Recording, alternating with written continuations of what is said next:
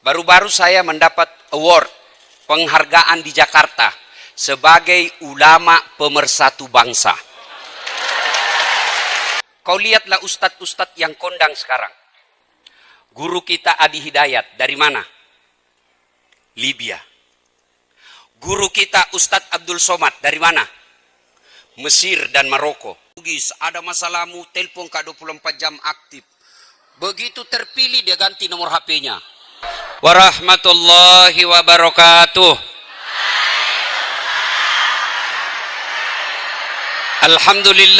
Alhamdulillahi rabbil alamin. Wabihi nasta'inu ala umuri dunya waddin. Ashhadu an la ilaha illallah wa ashhadu anna Muhammadan abduhu wa rasuluh. Allahumma salli ala Sayyidina Muhammad wa ala alihi wa sahbihi ajma'in. Amma ba'd. Faqad qala Allah subhanahu wa ta'ala fi kitabil karim. Bismillahirrahmanirrahim. Ya ayyuhalladzina amanu dukhulu fi silmi kaffatan wa la tattabi'u khutuwatis syaitan innahu lakum adu mubin. Wahai orang-orang yang beriman, masuklah engkau ke dalam Islam secara sempurna. Bukan Islam pencitraan, bukan Islam pilpres. Hati-hati jelang pilpres, banyak tiba-tiba tampil kala-kala Ustadz Dasat penampilannya. Ustadz pencitraan, hati-hati. Pilih saya, sama-sama kita orang Bugis. Ada masalahmu, telepon Kak 24 jam aktif. Begitu terpilih dia ganti nomor HP-nya. Ada begitu kau tahu? Ada. Ah, kau salah, kenapa kau pilih? Ibu bapak, saudara-saudara sekalian, waktu yang sangat ringkas. Yang saya muliakan Pak Rektor IAIN Alauddin beserta. Ayo, kupancing jako. Pare-pare yang insya Allah dimuliakan dan dirahmati oleh Allah Subhanahu wa Ta'ala. To the point saja. Begini dulu, kenapa saya ditunjuk untuk acara ini? Tema saya akan membahas peluang dan tantangan komunikasi dakwah di era digital. Ini penting dulu, kenapa ujuk-ujuk Dasat Latif? Satu, saya dosen komunikasi. S1, S2, S3 saya memang komunikasi. Sampai sarjana, magister, doktor, komunikasi. Alhamdulillah, Allah izinkan saya juga sarjana agama. Saya dari Fakultas Syariah. S1, Syariah, Pengadilan Agama. S3, saya satu kelas dengan Pak Ali Rusdi. Kalau Pak Rektor telepon saya, belum tentu saya hadir. Tapi karena Ali Rusdi yang telepon saya, teman sekelasku. Ya kan? Kenapa ujuk-ujuk? Satu, Pak Rektor izin. Ini supaya motivasi buat adik-adik saya. Baru-baru saya mendapat award, penghargaan di Jakarta sebagai ulama pemersatu bangsa. Kalau kau follow di IG ku, ada di situ ratusan ustadz yang diseleksi, Dasat Latif jadi pemenangnya. Adik-adik, bukan takabur. Kau lihatlah ustadz-ustadz yang kondang sekarang. Guru kita Adi Hidayat, dari mana? Libya. Guru kita Ustadz Abdul Somad, dari mana? Mesir dan Maroko. Guru kita Bahtiar Nasir, dari mana? Dari Madinah. Guru kita Khalid Basalama, dari mana? Dari Madinah. Salim Pillah, dari mana? Mesir. Dasat Latif. UIN Alauddin Makassar. Tapi alhamdulillah, dari semua tadi yang saya sebut guru-guru kita, buka channel YouTube-nya. Buka nih, bandingkan viewer saya. Alhamdulillah, terbanyak viewer saya sekarang dari semua ustaz yang kusebut. Kenapa? Karena saya tahu ilmunya, dakwah. Jangan ujuk-ujuk baru tobat 3 bulan baca kitab 2, masuk ceramah kafir. Neraka terus na cerita. Memangnya kau panitia hari kiamat? Adik-adik, bicara soal dakwah, baca itu semua definisi. Saya baca semua definisi tentang dakwah. Kesimpulanku, dakwah adalah memberitakan keindahan Islam. Dakwah. Namanya ajakan. Kamu ajak orang. Gimana dia mau datang kalau kau takut-takuti? Gimana dia mau tentram hatinya kalau kita maki-maki? Di rumah ada istri yang suka ngomel. Ya toh? Masuk warung kopi, ada tagihan numpuk. Sampai di kantor dimaki-maki sama Pak Dekan. Pekerjaan tidak beres. Di jalan macet. Kita masuklah di masjid, mudah-mudahan dapat pencerahan dan ketenangan. Ternyata sampai di masjid kita juga dimaki-maki. Inilah perlunya metode dalam dakwah. Betapa pentingnya metode dalam dakwah, tata cara dalam dakwah, maka ada yang disebut fakultas dakwah. Diajarkan itu, tidak mesti tiba-tiba muncul, tidak. Beda ketika kamu ceramah di depan pemain sepak bola. Beda lagi ketika kamu di depan penjual emas. Beda ketika kita di auditorium ini dan kita di potere. Penjual ikan itu perlu metode. Perlu cara. Kamu di penjual beras, kau baca, kau jelaskan tentang pengaruh digitalisasi dalam perdagangan bebas. Bingung dia, agak tumuasang. Tidak ada metodenya. Dipelajari itu. Maka ini pentingnya dakwah untuk menyiarkan Islam sebagai rahmatan lil alamin. Itulah bedanya mulutnya ulama dengan mulutnya demonstran ketika mengeritik kebijakan pemerintah. Kalau mulut ulama, mulut orang ahli agama, tentu beda dengan mulutnya anak mahasiswa yang baru belajar. Kalau mulut ulama memaki, menghina, mengkafir-kafirkan. Saya biasa bilang, dari mana belajar agama ya? Nabi, manusia pilihan, akhlaknya paling mulia, Allah takdirkan beliau tidak pernah kasar mulutnya bicara. Nabi kalau marah, itu urat dahinya antara alis beliau berdua, alis dua kiri kanan, itu ada urat di alisnya ini, yang kalau beliau marah itu membesar. Sehingga sahabat tahu macai beliau, marah beliau. Jadi tidak perlu mulut keluar kasar. Maka ini pentingnya. Kalau kamu kuasai dakwah di zaman digitalisasi ini, kecil dunia, kecil. Mau kau dapat istri cantik, kecil. Uang panai, tidak masalah. Yang penting kau jadi konten kreator. Benar. Saya bukan mutakabur. Dari penghasilan yang kita dapat dari dunia digitalisasi, alhamdulillah. Saya sudah lupakan dunia sekarang. Tidak jadi masalah saya buat dunia saya. Tidak. Maka saya independen dalam dakwah. Kenapa? Terus apa yang saya mau cari? Dunia sudah Allah kasih saya. Maka adik-adik sekalian, kuasai dakwah dengan menguasai pemanfaatan digitalisasi, maka insya Allah duniamu akan mengikutimu. Bukan kamu yang kejar dunia, tapi yang kejar. Nah, mari kita lihat. Karena ini ada, saya bikin sedikit ya. Teologisnya. Apa perintah ini dakwah? Salah satu penyakit yang paling ditakuti manusia, rugi. Tidak ada orang mau rugi di sini. Mau semua untung. Maka Allah hadirkan dan bertanya, sungguh manusia dalam kerugian. Rugi kok. Kecuali, itu nasihat menasehati. Ini dakwah.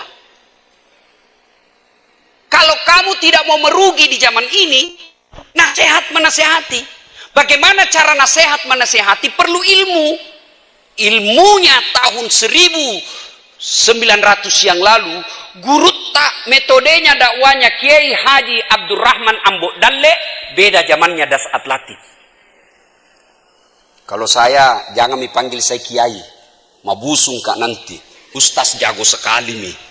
Kiai itu pimpinan pondok, dan kita orang Bugis cocoknya Andre Gurutta. Tidak usah saya disebut karena saya bukan pimpinan pondok. Doakan saya bisa pondok. Dan saya lagi rintis sekarang, Pak Rektor, ada di jalan Talasak City. Itu adik-adik kalau dari DTP kan ada itu jalan tembus ke tol. Itu lagi saya bikin Masjid Hajjah Sitimang, ibu saya, dan markas kader ulama. Jadi bukan pesantren. Ada Pak Rektor, Ustadz, itu anak santriku tamak mi dari fakultas dakwah tapi tidak tahu bicara. Bagaimana caranya fakultas dakwah tidak tahu bicara? Jamang-jamang, sini. Saya kasih kursus 6 bulan kau keluar lagi. Ustadz, itu ada anakku penghafal Quran, tapi dia tidak kuasai apa yang dihafal. Sini. Kita kasih ketemukan gurunya di sini. Dia seolah-olah seperti pelatihan, bukan pesantren. Nah, mudah-mudahan nanti ada yang daftar di sini. Sebelum saya lupa juga, saya bawa hadiah buat kalian. Siapa yang ada yatim piatu di sini kuliah? Yatim piatu. Siapa? Tidak ada nih ibu bapakmu. Saya kasih kau beasiswa sampai selesai. Catat itu ketua panitia, catat itu ya. Saya ongkosi. Siapa lagi? Betul, yatim piatu. 2. Siapa lagi? Lanjut dulu ceramah. Ini namanya PLTU, pada laut pada upe. Saya kasih 10 orang. Saya kasih 10 orang. Ya. Insya Allah kita kasih beasiswa. Dibayarkan sekolahmu sampai kau selesai. Ya, insya Allah.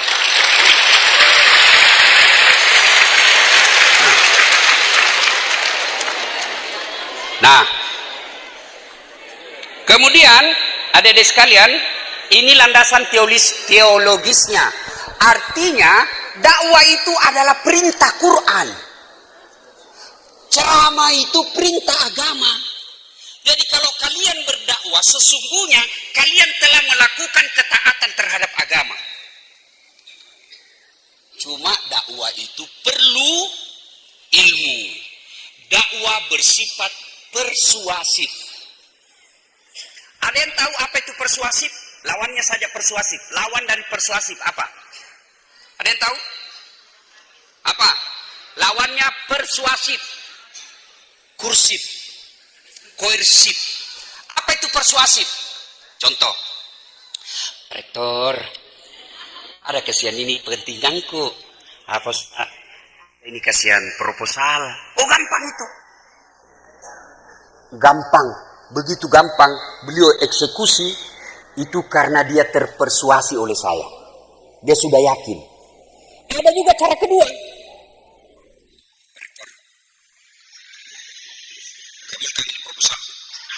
Kalau tidak, aku kasih viralin Pak Rektor.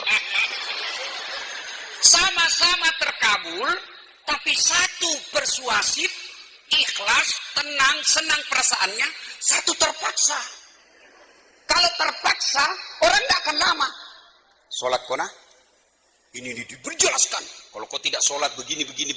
Sholat itu seperti kata guru kita tadi, Abdurrahman Nambodale, sholat itu seperti kepala di badanmu. Kau masih bisa hidup tidak ada kaki. Kau masih bisa hidup tidak ada mata. Kamu bisa hidup meskipun kau bisu dan tuli. Tapi pernah kau lihat orang masuk di kampus tidak ada kepalanya? Itulah makna sholat. Di akhirnya dia yakin. Oh ya tahu wadi. Ya tahu wah, cocoki. Masuk akalnya. Cara kedua dipaksai. Sembayang kau. Kamu kau sembayang, ku tobok kau. Dia pergi sholat. Begitu kau pergi, berhenti dia sholat. Itulah dakwah persuasif. Yakinkan. Adik-adik sekalian dilarang merokok. Kenapa dilarang? Nah, barangnya enak ini. Jelaskan. Oh, kau lihat itu. Bagaimana persuasif itu? Satu, argumentatif. Apa itu argumentatif? Masuk akal. Maka saya bukan ahli tafsir hadis, tapi saya pernah belajar tafsir hadis. Salah satu hadis, ciri-ciri hadis palsu, kalau tidak masuk akal. Palsu itu hadis. Begitu. Jadi, kalau ada orang bilang agama tidak akal, salah. Justru agama diterima akal. Orang Eropa, Amerika gampang masuk Islam. Orang-orang yang cerdas. Kalau kita yang murtad itu kan orang miskin, dongo, beleng-beleng. Itu yang masuk murtad. Kalau kita yang masuk Islam itu kan orang-orang cerdas. Kenapa? Karena agama kita logis. Jadi ketika kau dakwah cerita tentang sholat, cerita tentang larangan rokok, kasih argumentatif. Argumentasi itu masuk akal. Yang kedua ada faktanya, kasih kau contoh. Dia itu ada orang bicara pakai benar. Itu ada contohnya. Ketiga, kasih dia testimoni. Orang pasti yakin. Saudara yang merokok, saya ini korban merokok. Berhentilah saudara-saudara sekalian. Nah itu ada perokok di sini. Ini juga biasa ustaz kah? Nah bilang sama anak mahasiswanya, awas kok, jangan kau merokok. Merokok itu, ku dapat kok, ku kasih makan kau dengan bungkusnya. Keluar kelas, di depan kelas dia merokok. Tidak mungkin itu bisa jalan dakwah, tidak mungkin. Maka salah satu dakwah itu kuncinya persuasif. Ya? Nah, persuasif kalian mau lihat dalam ilmu persuasif itu belajar ilmu iklan. Pak Rektor, saya ini juga salah satu pengajar mata kuliah teknik promosi dan periklanan. Kalau ada orang datang promosi di kantorku, kubiarkan saja dulu bicara. Sudah setengah jam bicara sebelah sini, kode ini kesalahanmu tadi, caramu promosi tidak masuk akal itu tadi itu kau bilang, ya kan? Nah, coba itu iklan. Kalau kalian punya ilmu periklanan, insya Allah iklan-iklan di televisi tidak merugikan perempuan. Mestinya ini aktivis gender, lindungi itu perempuan dari iklan-iklan tidak masuk akal. Apa hubungannya oli dengan perempuan seksi? Apa hubungannya? Iklan oli ada lagi perempuan seksi begini. Apa hubungannya? Nggak masuk akal itu. Iya toh? Yang diiklankan ban. Ada saya perempuan setengah telanjang di situ. Ini aktivis gender, ini dong yang kau protes. Saya kalau final test mahasiswa saya, mumpung saya masih belum lupa. Kalau Pak Menteri Pendidikan punya tagline Merdeka Belajar, kalau saya sama mahasiswaku saya bilang bahagia belajar. Ya. Nah. Jadi karena dakwah itu persuasif, maka kekerasan, pemaksaan, intimidasi, ancaman atau teror agar seseorang melaksanakan ajaran agama tidak bisa dikatakan dakwah. Karena dakwah yang baik adalah dakwah yang hadir secara tulus dan ikhlas. Tulus dan ikhlas itu dia laksanakan kalau kita mampu meyakinkan secara persuasif. Nah, sekarang pengguna internet, kita lihat dulu pengguna internet Indonesia tahun 2022. Cini kimi jumlah populasi 277 juta. HP koneksi yang mereka online di HP 370,1 juta. Berarti kita ini hampir semua penduduk Indonesia punya HP dan online. Tinggal kontennya yang beda-beda. Ya na-share. Kalau ibu-ibu mau tahu apa na-share suamita, lihat ki scrollnya. Karena itu yang tampil, itu cari.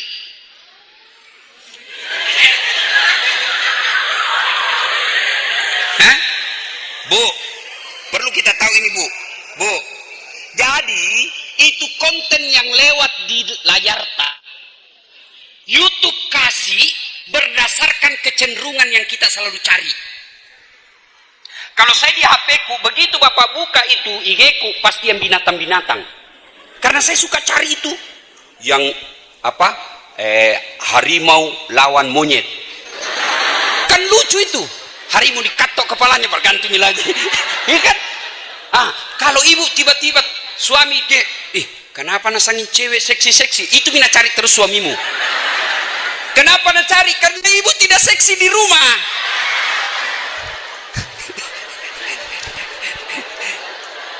Nah, waktu terbatas nih. Nah, coba kita lihat. Ternyata dari semua pengguna internet yang ada di Indonesia, 49,52% penggunanya milenial. Siapa milenial? Pak Rektor. Tapi Pak Rektor bukan makin milenial, Pak. Siapa milenial? Dasat Latif, bukan. Siapa milenial? Mereka yang lahir tahun 80-an sampai 90-an. Itulah milenial. Kalian yang ada di bawah dan di atas. Itu Mika mobil. Ternyata penggunanya hampir 50%. Ini nasasar pengiklan. Jadi nalia itu, mana YouTube akun yang paling banyak pengunjungnya milenial. Di situ nak kasih iklan. Iklan yang sesuai mereka selalu cari. Kalau konten dakwah, tidak mungkin ada iklan-iklan porno di situ. Enggak. Ya? Pasti kalau iklan-iklan porno, kau lebih tahu dari saya.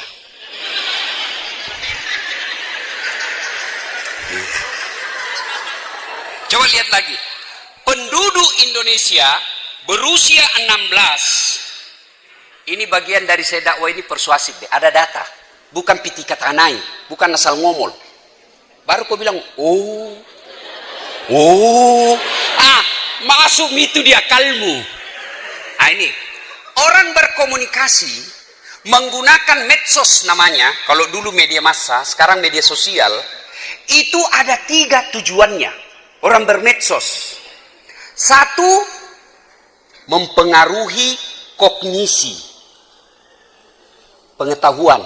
Dari tidak tahu menjadi tahu.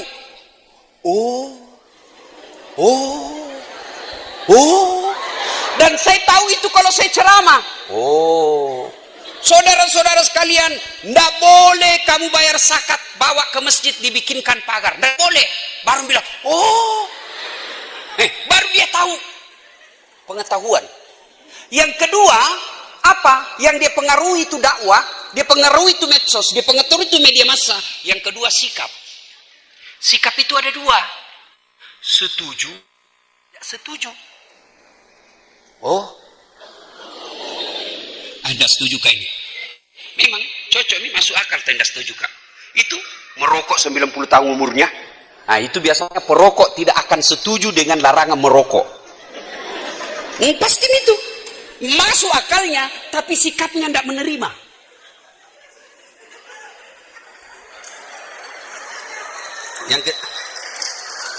Tidak, soalnya sangat merugikan orang Islam pada umumnya. Ibu-ibu tanya, mau ki suami tak merokok?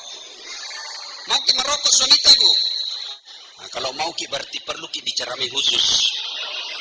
Yang ketiga, yang mau dipengaruhi itu media, dakwah termasuk diantaranya adalah perilaku.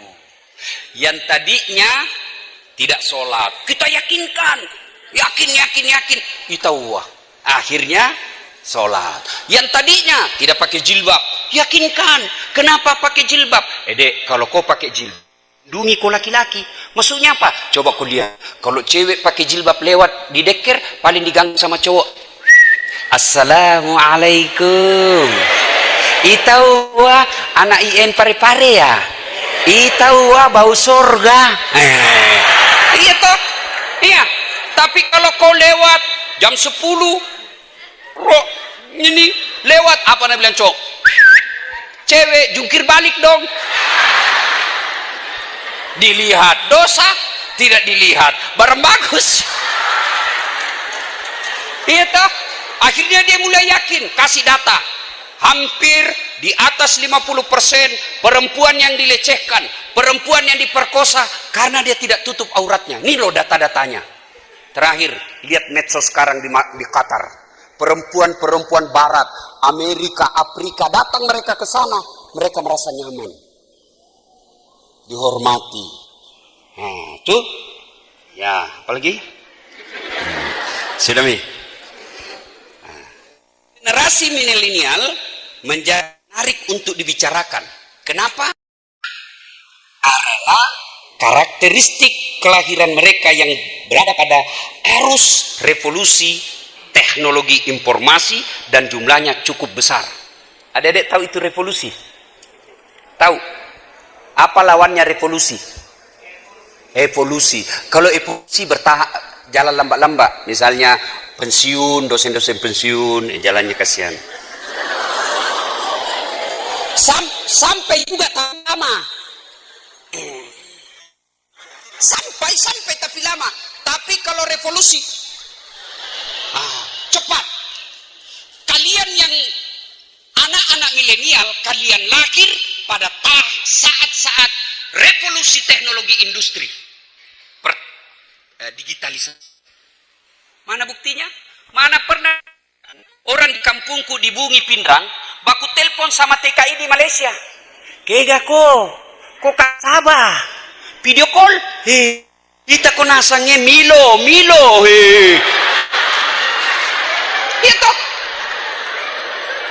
nggak pernah dibayangkan dulu itu.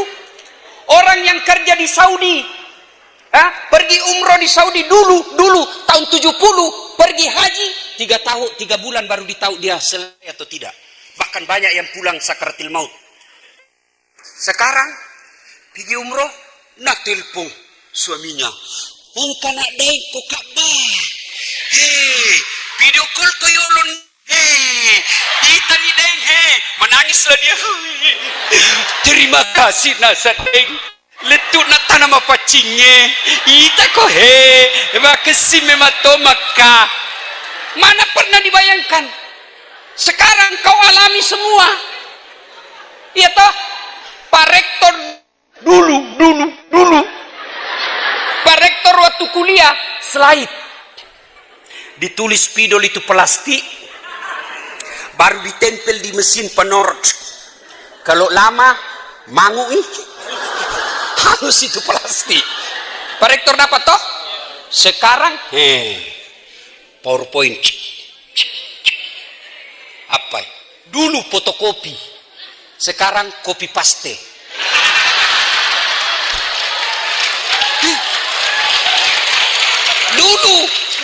Dulu saya kuliah lebaran, kirimkan kartu lebaran. Pak Rektor, Pak dosen, pergilah kita kantor pos Jalan Slamet Riyadi, ngantri berkir kartu lebaran untuk kirimkan dosen. Sekarang sudah ada foto. Selamat Hari Raya, mohon maaf lahir dan karena copy paste, nah lupa hapus tahunnya.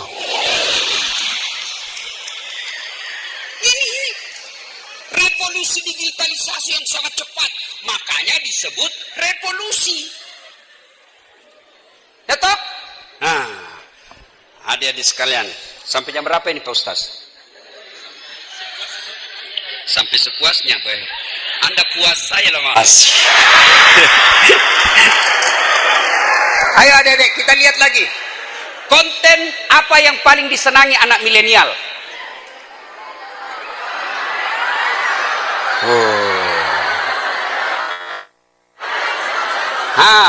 Jenis konten yang paling banyak ditonton di YouTube, bukan cuma milenial, termasuk Bapak Ibu dosen. Apa yang pertama paling banyak? Film. Film ini macam-macam. Film Korea, Lee Min Ho. Film silat, Jet Li. Macam-macam. Film sejarah perjuangan Islam, Umar bin Khattab. Macam-macam. Film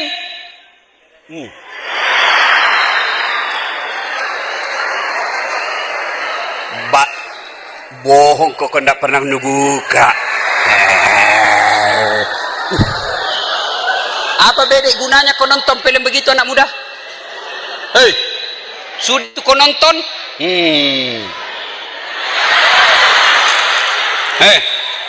Kau nonton itu, otakmu rosak. Akhirnya apa? Mulai masuk di anumu, otakmu, sikap, perilaku. Akhirnya apa? Dek, apa caramu malam minggu? Tidak ada jika. Bagaimana kalau kita pergi lihat-lihat bulan di puncak? Jauh nu pergi lihat bulan cilaka. Nah biar di rumahmu bisa aja kau lihat bulan. Sampailah dia sewa-sewa villa. Itu tadi cowok yang lihat film porno. Nah bayangkan. Dek, lihat dulu kamu. Itu wah halusnya. Nah bilang ini cewek dongok, tentu dong. Anak mami. Dia kali mako itu. Sudah. Nabila Laguna Jamrut. Jemari tejo mulai piknik dari wajah sampai lutut surti. Tadadadeng. Akhirnya apa?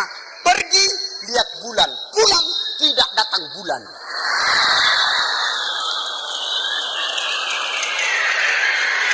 Akhirnya telepon cowoknya. Kak, apa ini kasihan? Saya ini kasihan satu-satunya anaknya mamaku. 3 bulan minta muncul-muncul. Cowoknya malah na blokir. Menghilang dari kota Parepare. Cikdeko. Itulah pengaruh nonton film porno. Maka adek sekalian, jangan kau coba-coba nonton. Kalau bapak-bapak, kadangkala boleh kalau bapak termasuk lemah syahwat, supaya memancing kembali, tapi jangan kepada tetangga. Bedemu bato. Ya, dek, cewek, saya cinta kalian karena Allah. Masa-masa kuliah seperti ini, dek, yang banyak rusak masa depannya karena pacaran. Jangan kau pacaran. Gunung kan ku daki, lautan kan ku seberangi, masjid kau lewati. Kalau ada yang kenal saya dalam kuliah, mau di IAIN maupun di Unhas S1 sampai S3, kalau ada kenal saya, boleh tanya, saya pernah enggak pacaran waktu kuliah? Sibuk saya, kecuali ada ton cewek yang suka, Kak.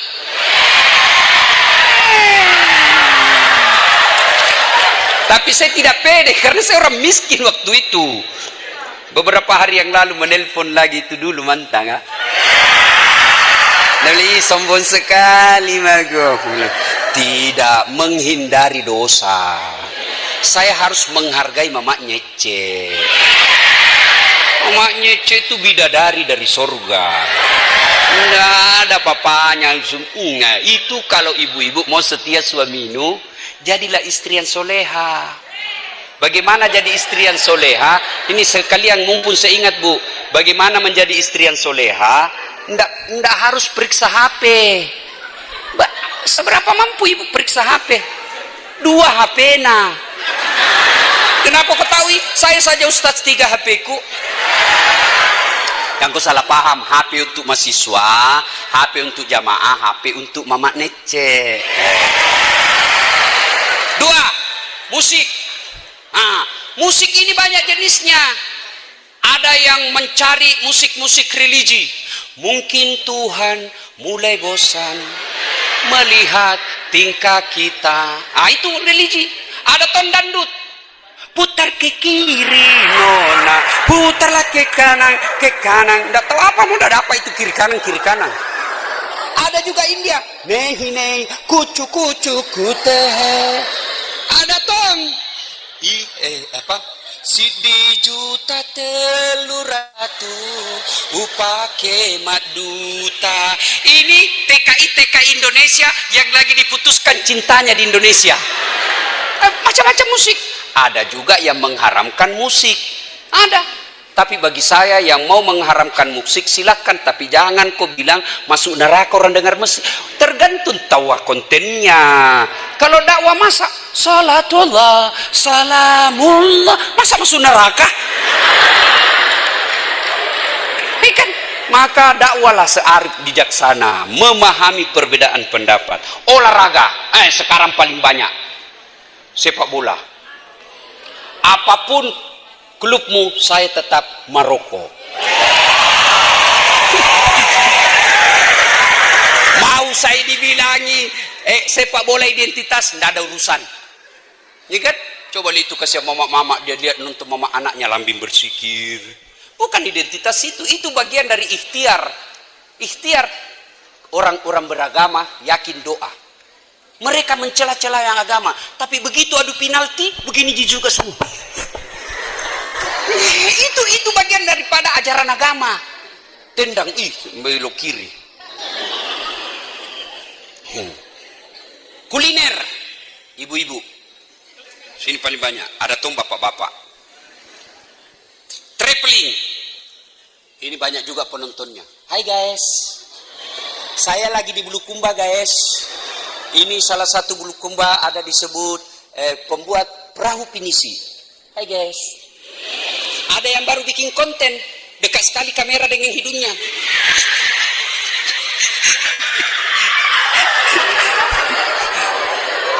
Dunia entertain, hiburan. Kemudian ternyata ceramah agama cuma 5,3%. Coba nih bayangkan. Itu pun 5,3% ini tidak semua menyukai. Ada yang suka ustadz ini, ada yang suka ustadz ini, ada ustadz ini. Adikku sekalian, kalau kau suka ustadz yang satu, tidak berarti kamu bandingkan ustadz yang lain. Karena masing-masing punya kelebihan masing-masing. Jangan dengar ceramah kayak dia panitia lomba. Kalau ini ustadz ceramah, nanas sekali. Tapi kalau itu, tidak masuk di akalku. Jangan. Kalau kau tidak suka, tidak usah kau celah. Ya, ikutilah ustadz yang kalian senang. Bagi saya, mari mengikuti, tapi makin banyak guru, makin banyak akun kita ikuti, wawasan kita semakin luas. Karena beragama itu perlu wawasan. Kalau wawasannya tidak luas, maka agamanya biasa memahami agama secara sempit. Ini yang paling penting. Peluang dakwah di era digital. Apa peluangnya? Satu. Nah, ini dulu. Keunggulan berdakwah dengan menggunakan teknologi. Ini dulu. Saya ceramah di Masjid Raya paling ramai hadir 5.000, paling ramai itu. Tapi begitu saya share di TikTok, baru 2 jam ku share ceramahku itu yang jaga hati istrimu, bagaimana menjaga suami. Baru 2 jam sudah 4 juta penontonnya. Itu keunggulannya. Kalau saya ceramah di Parepare sini, paling orang-orang sini juga. Tapi begitu saya masuk di TikTok, maka yang dengar ceramah saya termasuk orang-orang yang suka dugem. Jadi kalau kalian mau ceramah itu pada disko-disko, masuk mau ceramah di TikTok. Ada semua di situ. Ya kan? Dulu muncul TikTok, ada ustadz mengatakan haram, sesat. Sekarang orang justru gampang dengar dakwah melalui jaringan TikTok. Nah, jadi keunggulannya lebih luas dan lebih banyak. Nah, apa keunggulannya? Peluangnya satu, keterbukaan informasi. Informasi lebih terbuka. Dulu Pak Rektor belajar terbatas bukunya. Tapi sekarang hanya orang malas yang tidak mau belajar. Ada semua, baca mako kitab. Dulu mau bicara kitab Durratun Nasihin, ada bukunya, tapi belum tentu lagi bisa dibaca seperti saya. Kenapa? Bahasa Arab. Bisa ku baca, tidak ku tahu lagi artinya. Karena saya ini bukan orang pesantren. Tapi sekarang, dengan handphone yang saya miliki 1 tera, banyak kitab di dalam. Banyak kumpulan ceramah. Nah, kedua, kemudahan membuat jaringan. Paling mudah bikin jaringan. Gimana caranya? Ada grup WhatsApp. Tapi hati-hati kok di grup WhatsApp. Ada cinta bersemi kembali. Dari mana datangnya cinta? Dari Facebook turun ke WA. Dari mana datangnya kecewa? Ternyata setelah ketemu berbeda. Banyak tuh begitu. Cantik natawa di IG-nya. Bibirnya kayak artis Korea. Pipinya mulus. Sekalinya ketemu darat. Kau jitu. Kamera 360. Yang ketiga, semua bisa meneruskan dakwah. Saya bukan penceramah misalnya, tapi saya terima dakwanya guru kita UAS, saya share, teruskan. Semua bisa menjadi meneruskan dakwah. Banyaknya platform sosial media, ada TikTok, ada IG, ada Facebook dan lain sebagainya. Konten di era digital adalah duit. Adik-adik sekalian, kalau kau bisa menjadi konten kreator, ada ini di Makassar. Saya punya rumah makan. Palu bahasa Sulawesi. Petarani, datang ke sana nah. Bilang kau saja namaku. Saya temannya Das Atletik. Tapi kalau dikasir tetap komentar. Tuh. Nah, sudah promosikan. Akun tak saja Ustaz. Tambah akun. Karena kalau saya penontonku lebih banyak pencinta dakwah. Cari kok konten kreator yang dia membahas tentang kuliner. Pasti penontonnya penikmat makanan. Nah, sudah, komentari. Dia cuma datang, hai guys, kita di Palu bahasa Sulawesi, dagingnya baik apa? Berapa dibayarkan nih? Untuk IG story-nya 600.000. Bisa Miko bayarkan SPP-mu. Daripada kau cuma bilang, hai guys, lagi di kos. Ada dinginnya. Apa kau dapat itu? Kesepian banget. Langsung nanya, boleh juga tuh di sliding.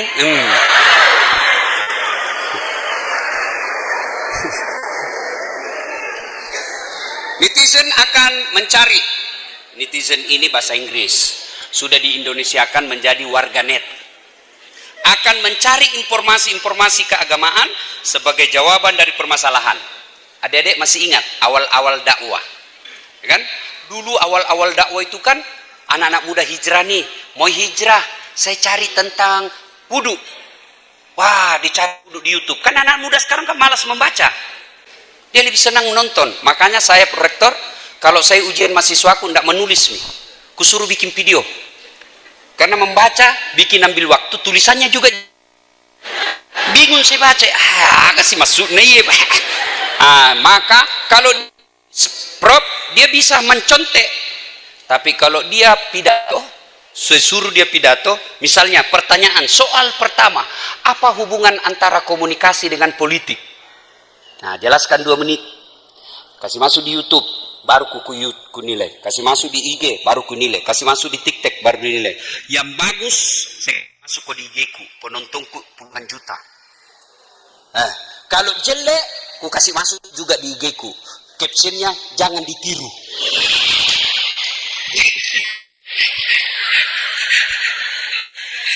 Ya. Nah, dulu itu dakwah-dakwah media sosial dikuasai oleh teman-teman dakwah kita Salafiyah. Karena hanya mereka yang punya konten. Marah-marahlah ini Ahlus Sunnah wal Jamaah, ustadz-ustadz ini, ustadz-ustadz yang pesantren-pesantren Ahlus Sunnah. Tidak bisa dilarang, sudah zamannya sekarang. Gimana? Bikin kok juga konten. Bikin kok akun. Nah, imbangi. Supaya apa? Anak-anak ketika cari tata cara wudhu. Oh, ada yang masuk mazhab ini, ada yang mazhab ini. Begitu caranya, bukan dengan dilarang. Alhamdulillah sekarang teman-teman kita mubalik dari pondok-pondok pesantren Ahlus Sunnah wal Jamaah mulai banyak punya akun. Sudah bidik? Tips. Oh, masih panjang rupanya. Nah, tantangan dakwah. 1, generasi konsumtif. Anak-anak kita ini sangat konsumtif. Tidak bisa menjadi kreatif. Dia sukanya memakan, mengkonsumsi saja.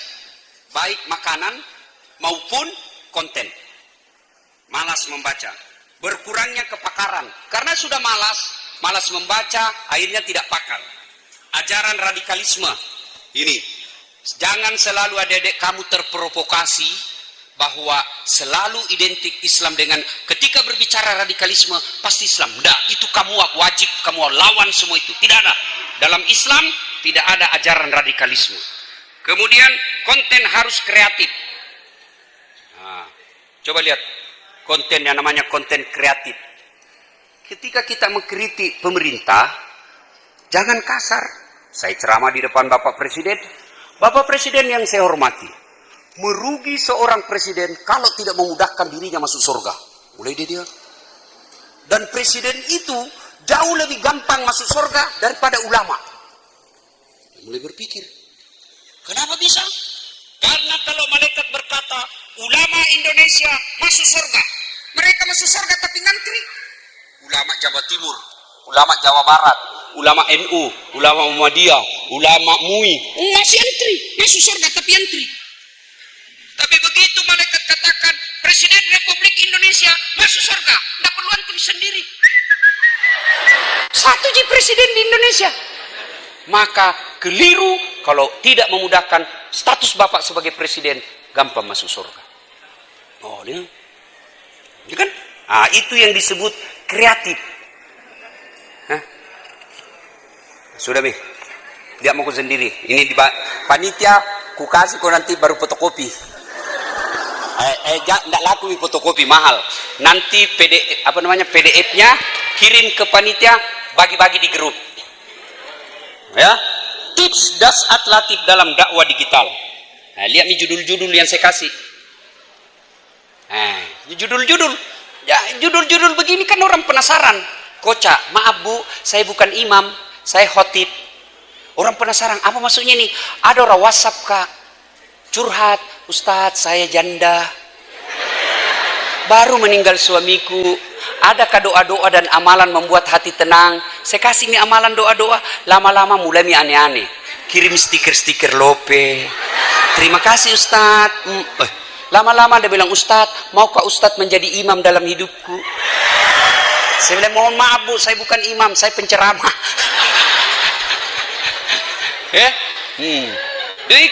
Ini kan orang bertanya, apa ya Pak Eda mengikuti pengajian? Apa ya? Nah, dia penasaran, dia buka. Nah, tuh, mau menjadi wanita yang dirindukan surga, pasti mau semua. Bertanya bagaimana caranya ini? Mau semua ini mau, dia buka. Nah, ada jawabannya. Judul yang membuat orang penasaran. Dakwah saat ini juga membutuhkan materi yang simple, efektif, tidak bertele-tele, sederhana, dan tidak berkesan menggurui. Ini yang susah, menggurui. Maka adik-adik boleh lihat ceramah-ceramah saya, untuk menghindari kesan menggurui, saya selalu berkisah. Berkisah. Kisah yang ada dalam Quran, asbabul wurud, kita kisah. Jadi orang tidak merasa tersinggung. Kenapa? Saya bercerita, dan hebatnya itu cerita, orang penasaran mau tahu endingnya. Kenapa itu misalnya tukang bubur naik haji sampai bertahun-tahun nonton. Mamaku pernah saya telepon, Mak, agak tuh menonton anak, agak nonton tukang bubur naik haji. Magai melokana samita yo Haji Muhyiddin. Maga matena yo Haji Muhyiddin. Ini dia hanya penasaran. Jadi orang kalau berkisah, orang akan penasaran bagaimana endingnya ini. Jadi kalau kita berceramah, menyampaikan kisah, pasti orang tidak mau tinggalkan. Kenapa? Dia mau tahu bagaimana terakhirnya. Ya.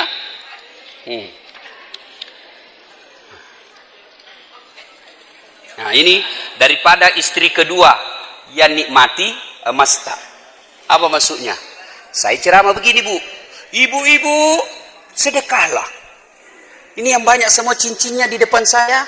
Kalau ibu-ibu mati, siapa yang pakai cincin emas berlianmu? Ada yang bilang, anak. Bukan anakmu, istri kedua. Kenapa bisa? Pasti suamimu kawin lagi. Nah, dengar mama necek di rumah. Ini ceramahku di YouTube, kan selalu tungguin nonton. Dia bilang, Ustaz, jadi kalau saya duluan nanti meninggal, Ustaz mau kawin lagi. Saya bilang, sini kok sayang, ku peluk. Istriku. Oh, saya itu istriku. Kalau mau kapi ceramah, naik di mobil. Mau naik mobil, nah cium dulu tanganku. Oh, Pak Rektor, 5 kali kena cium. Saya biasa sampai malu sama tetanggaku, cepat-cepat dia lihat ke semua orang. Aduh. Oh, tahu yang nak. Bapak-bapak diciumnya kalau pikir ngajar. Paling Nabilan cerita, ku lepas di kau pahlawan.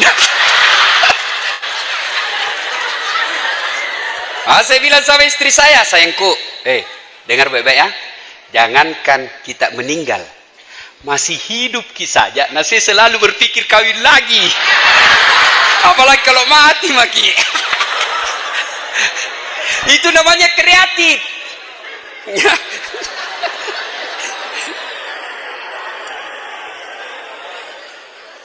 Oh, ini ceramah saya yang paling banyak penontonnya. Kalau saya tidak salah sudah lebih 20 juta. Ya? Kapolri, gaspol. Saya bilang, gimana? Gas atau rem-rem? Berteriak semua, gaspol. Aku gas. Habis. Barang tidak enak dengar. Siapa suruh kau bilang tadi gaspol? Nah, kalau mau lanjutkan nonton ini, gaspol ada khusus acara saya di Metro TV. Judulnya Gaspol, tiap malam Ahad jam 9. Saya tadi bilang sama Pak Rektor, 2023 konsep ceramah saya di Gaspol itu ada di studio, ada yang ghost to kampus. Saya akan datang di kampus ini, kita bikin acara di sini. Supaya nonton seluruh Indonesia ini IAIN pare-pare. Kalau mau ditayang, telepon sama sepupumu. Tunggu mak, tunggu kak, ada kak muncul itu di Metro nah. Ya. Nah. Arus informasi yang cepat sehingga melahirkan perubahan yang instan dapat ditemukan pula dalam bahasa. Jadi biasa ini bahasanya anak milenial kita tidak mengerti. Ustaz, Assalamualaikum.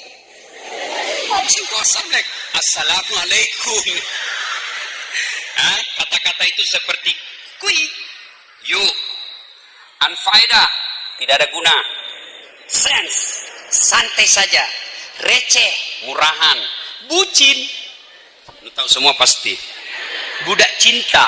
Nah, ini nih semua itu harus kita tahu kamus-kamusnya mereka ketika berhadapan sama anak milenial. Tapi jangan bicara begini di depannya para pensiunan, tidak mengerti.